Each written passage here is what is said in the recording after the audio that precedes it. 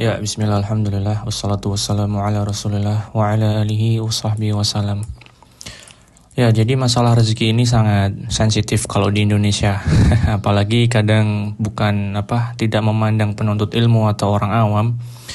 Biasanya dari karangan yang belum kaya atau ya bisa dibilang menengah ke bawah. Jika mereka dihadapkan atau ditemukan dengan seseorang yang lebih kaya, mungkin di atasnya atau di atasnya jauh banyak, maka mereka masih kadang suka minder atau insecure atau merasa kayak wah ini gimana, saya juga kerja keras tapi kok rezeki saya segini-gini aja gitu kan. Itu hal yang sangat wajar manusiawi. Tapi hendaknya seorang muslim yang beriman kepada Allah Subhanahu wa taala dan beriman kepada hari akhir hendaknya mengingat ya sebagaimana banyak dari ayat-ayat kitab Allah Subhanahu wa taala dan juga hadis dari Nabi sallallahu alaihi wasallam, banyak sekali ya dalil yang menunjukkan bahwasanya rezeki itu sudah diatur Allah Subhanahu wa taala. Ya, salah satunya yang sudah kita pahami dan kita tahu ya, Allah Subhanahu wa taala berfirman, "Wa ma min dabbatin fil ardi illa 'alallahi rizquha."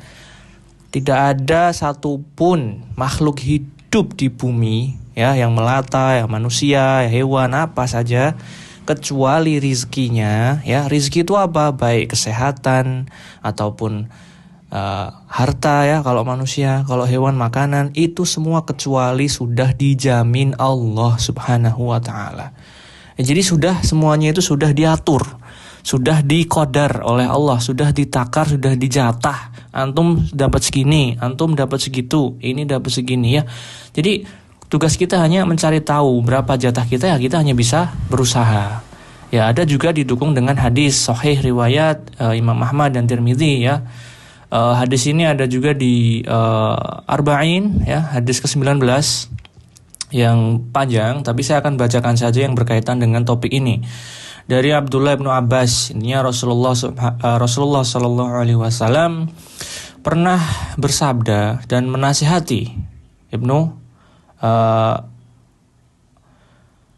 Abdullah bin Abbas ya.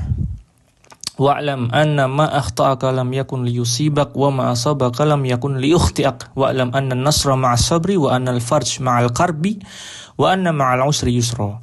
Jadi hadis ini artinya ya, apa saja hal yang akan, atau yang pertama tadi, apa saja hal yang tidak akan menimpamu, maka tidak akan kena ke kamu. Dan apa saja yang kena akan sudah ditakdirkan kena kepadamu, pasti akan kena.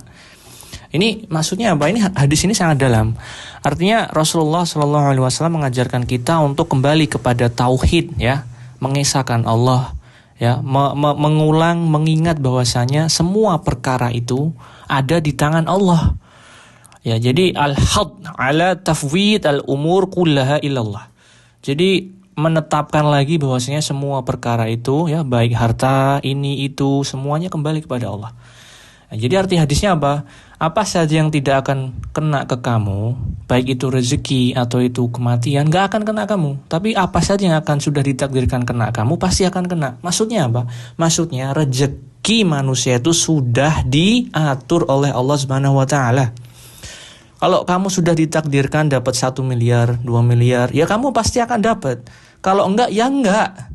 Ya, tapi kita semua tidak tahu, ya. Kita makanya diperintahkan untuk berusaha, ya. Bukan artinya terus kita bermalas-malasan. Jadi jangan cengeng, ya. Yang pertama, ini semua mengajarkan kita untuk apa? Beradab, ya. Mengajarkan kita untuk beradab. Ketika kita melihat orang yang diberikan rezeki lebih oleh Allah Subhanahu wa taala, ya kita santai saja, nggak usah terus minder, terus waduh dia kok kaya sekali, kok saya seperti ini. Enggak, itu juga tidak akan menurunkan kebaikanmu sedikit pun di hadapan Allah gitu loh. Karena kan kalau di sisi Allah itu harta nggak bermanfaat, ya. Inna akramakum indallahi atqakum. Yang bermanfaat, yang paling mulia di sisi Allah itu yang paling bertakwa, ya. Terserah itu orang mau kaya apa enggak, belum tentu juga mereka melaksanakan zakat mal atau yang lain sebagainya kan. Kalau kecuali memang yang kaya, masya Allah, ya, udah kaya, ngaji, ya, menjalankan kewajiban zakat mulai, itu masya Allah kelebihan dari Allah juga. Tapi apapun itu kita tidak boleh minder. Kita harus paham, ingat ketika ketemu orang seperti itu kita puji Allah, alhamdulillah, masya Allah, barakallahu fikum, Allahumma zidhum min fadlik wa atini afdalla minhum. Ya Allah, tambahkanlah nikmatnya dan berikanlah saya yang lebih utama bagi diri saya. Itu artinya kita mengembalikan perkara kepada Allah. itu memang rezeki yang dia miliki itu pemberian dari Allah. Kemudian ya tidak akan mengurangi rezeki kita juga. Kita sudah akan diberikan yang sesuai dengan jatah kita nantinya. Begitu juga orang itu. Ya. Jadi jangan kaget, jangan cengeng, jangan takut ya. Kembalikan kepada Allah. Nah, juga kalau perlu ya, semisal dia orang kayanya sombong ya, kita ingatkan, "Woi, fulan, ini rezeki dari Allah. Allah bisa mengambilnya kapan saja ya. Jangan kamu kufur. Ya kafarta billadzi khalaqaka min turabin ya." Kalau di surat Al-Kahfi ada yang kayak gitu. Orang kaya punya banyak jannah ya, taman, Masya Allah mewah, tapi sombong.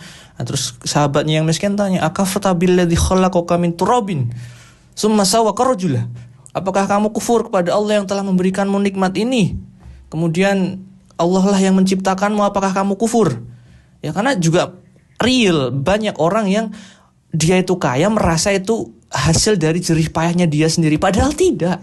Ya kamu usaha benar, tapi itu semua juga pemberian dari Allah. Jadi yang paling pantas diberikan kredit, diberikan pujian itu Allah. Allah yang telah memudahkan rezeki itu bagimu. Nah maka ini pelajarannya bagi orang yang kaya jangan sombong, bagi orang yang belum kaya atau maaf miskin jangan minder juga, jangan putus asa, tetap berusaha, tetap mencari keutamaan Allah. Itu juga diperintahkan oleh Allah. Ya nggak boleh juga kita jadi hamba yang malas. Ya, sekali lagi maka jangan cengeng ya, kembalikan kepada Allah, bertakwa ya, mengingat kebesaran Allah. Ini semua takdir dari Allah Subhanahu wa taala. Ya.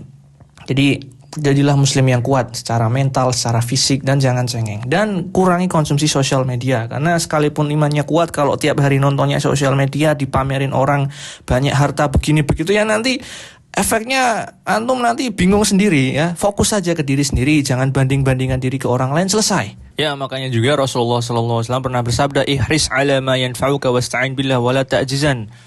Jadi fokus ya, semangat ke dalam hal yang bermanfaat. Tuh kuncinya bermanfaat. Kemudian jangan merasa lemah, jangan lupa minta tolong kepada Allah, dan jangan merasa lemah. Ini penting, kunci semua kebahagiaan tuh di sini. Antum harus bisa fokus ambil prioritas ya, skala prioritasnya yang benar. Lihat sosial media itu bermanfaat enggak? Ya kalau bermanfaat tafadhol. Kalau enggak cuman akhirnya antum jadi minder ya, brain rot. Terus nanti cuman ujung-ujungnya enggak jelas ya. Atau malah naudzubillah, malah ya nanti terjun ke hal-hal yang enggak ya, itu naudzubillah. Maka ihris ala ma yanfa'u, itu kunci utama. Bersemangatlah kepada hal yang bermanfaat bagimu, bagi dunia maupun agamamu. Selesai, tidak ada masalah. Sudah begitu ya, kurang lebih insyaallah dilanjutkan lain pertemuan waktu. Mungkin ada pertanyaan. Barakallahu fikum. Subhanakallahumma wa bihamdika asyhadu an la ilaha illa anta astaghfiruka wa atubu ilaik.